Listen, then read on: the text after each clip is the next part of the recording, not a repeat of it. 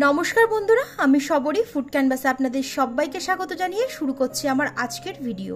আমার আজকের রেসিপি ডিম ও ময়দা ছাড়া সুজির কেক। এই কেকটা তৈরি করা খুবই সহজ এবং খেতে হয় অপূর্ব। কেকটা বানানোর জন্য প্রথমে আমি কেক টিনটা রেডি করে নেব। কেক টিনের মধ্যে অল্প একটু তেল দিয়ে ব্রাশ করে দিলাম। এবার এর উপরে দিয়ে দিচ্ছি একটা বাটার পেপার, সাইডেও একটু বাটার পেপার দিয়ে দিচ্ছি, তাহলে কেকটা খুব সহজে বেরিয়ে আসবে। যদি বাড়িতে বাটার পেপার না থাকে সেক্ষেত্রে একটু ময়দা দিয়ে ডাস্ট করে নিতে পারেন। এবার একটা পাত্রের মধ্যে দিয়ে দিলাম 1 কাপ পরিমাণ সুজি। সেই একই কাপে মেপে দিয়ে দিলাম আমি 1 কাপ পরিমাণ দুধ। তার মানে যতটা সুজি নিতে হবে ততটাই কিন্তু দুধ নিতে হবে। এবার এটাকে খুব ভালোভাবে মিশিয়ে নিয়ে রেস্টে রেখে দেবো 1 ঘন্টার জন্য। 1 ঘন্টা পর ফিরে এসেছি। দেখুন সুজিটা এখানে খুব ভালোভাবে ফুলে গেছে, আর যে দুধটা দিয়েছিলাম সেটা কিন্তু সুজিটা খুব ভালোভাবে সোক করে নিয়েছে। এবার এই সুজিটা একটা মিক্সিং কন্টেনারের মধ্যে নিয়ে নিলাম। এর মধ্যে দিচ্ছি 1/2 কাপ পরিমাণ চিনি, আর দিয়ে দিচ্ছি 1/4 cup custard powder, 1/4 cup milk powder বা গুঁড়ো দুধ, আর সামান্য একটু লবণ দিয়ে দিচ্ছি। 1/4 কাপ দিয়ে দিলাম রিফাইন তেল, আর দিয়ে দেবো 1/4 কাপ দুধ। এবার সবকিছুকে খুব ভালোভাবে ব্লেন্ড করে নিতে হবে। তো আমাদের কেকের ব্যাটার কিন্তু মোটামুটি এখানে রেডি হয়ে গেছে। এবার একটা পাত্রের মধ্যে এটাকে ঢেলে নিলাম। এর মধ্যে দিয়ে দিচ্ছি মিক্সড ফ্রুট এসেন্স। আপনারা চাইলে ভ্যানিলা এসেন্স দিতে পারেন, অথবা আপনারা এখানে এলাচের গুঁড়ো দিয়েও করতে পারেন। এবার এটাকে খুব ভালোভাবে মিশিয়ে নিলাম।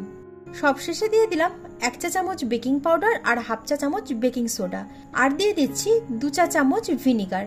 ভিনিগার না থাকলে এখানে লেবুর রস দেওয়া যেতে পারে। এবার সবকিছুকে খুব ভালোভাবে মিশিয়ে নিতে হবে। মিশিয়ে নেওয়ার পর আর কিন্তু দেরি করা যাবে না, সঙ্গে সঙ্গে এটাকে কেক টিনের মধ্যে ঢেলে দিতে হবে। উপর থেকে আমি একটু টুটি ফুটি দিয়ে দিচ্ছি, আপনারা চাইলে এখানে ড্রাই ফ্রুটও দিয়ে দিতে পারেন। এবার হালকা হাতে একটু ট্যাপ করে দিলাম। আজকের কেকটা যেহেতু আমি কড়ার মধ্যেই বানাবো, সেজন্য কড়াটাকে কিন্তু লো ফ্লেমে রেখে 10 থেকে 15 মিনিটের জন্য প্রিহিট করে নিয়েছি। এবার ঢাকনাটা সরিয়ে নিচে একটা স্ট্যান্ড দিয়ে দিলাম, আর তার মধ্যে কেক টিনটা দিয়ে দিচ্ছি। তারপর ফ্লেমটাকে লোতে রেখে 35 থেকে 40 মিনিটের জন্য বেক করে নিতে হবে। 40 মিনিট পর ফিরে এলাম। এবার একটা স্কিওয়ার কেকের ঠিক মাঝ বরাবর ঢুকিয়ে দেখে নিতে হবে যে এটা ঠিকঠাকভাবে বেক হয়েছে কিনা। দেখুন স্কিওয়ারটা কিন্তু একদম পরিষ্কার বেরিয়েছে, মানে আমাদের কেকটা কিন্তু খুব ভালোভাবে তৈরি হয়ে গেছে। এবার এটাকে কড়া থেকে বের করে নিয়ে ঠান্ডা হতে রেখে দেবো। ঘন্টাখানেকের জন্য আমি কেকটাকে রেখে দিয়েছিলাম, এটা এখন ঠান্ডা হয়ে গেছে। এবার এটাকে ডিমোল্ড করে নিতে হবে। যেহেতু এর মধ্যে বাটার পেপার দেওয়া আছে, সেই জন্য কেকটা বের করতে কিন্তু কোনো অসুবিধা হবে না। এবার সাইড আর নিচে থেকে বাটার পেপারটা আস্তে আস্তে খুলে নিতে হবে। এবার কেকটাকে একটু কেটে দেখিয়ে দিচ্ছি এটা কতটা নরম আর স্পঞ্জি তৈরি হয়েছে। এই কেকটা বানানো কিন্তু ভীষণ সহজ। আপনারাও বাড়িতে এভাবে কেক বানিয়ে কিন্তু স্টোর করে রেখে দিতে পারেন। স্টোর করে রাখার জন্য কেকটা যখন সম্পূর্ণ ঠান্ডা হয়ে যাবে, তখন এটাকে পিস পিস করে কেটে নিয়ে একটা এয়ারটাইট কন্টেনারে ভরে ফ্রিজে রেখে দিতে পারবেন।